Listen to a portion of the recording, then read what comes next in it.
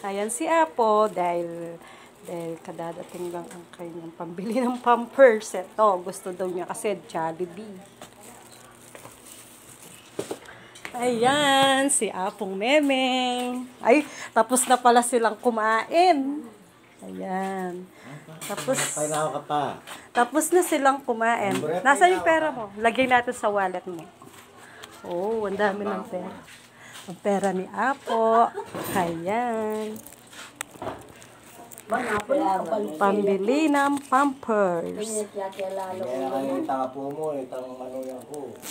Yan. Yan, katapos lang kumain ni Apo, ni Apong Glo. Anong ulam ni Apo ngayon? Manok. Wow, nag-Jollibee ka, no? Paboritong Jollibee. Ayan si Apo. Maghapon sila dito, nagbantay ng Apo. Ayan, yung mga senior citizen ko. Kumain na sila. Ako ito, kadarating lang. Ayan si baby. Ayan. Ayan, nag-diaper si Apo.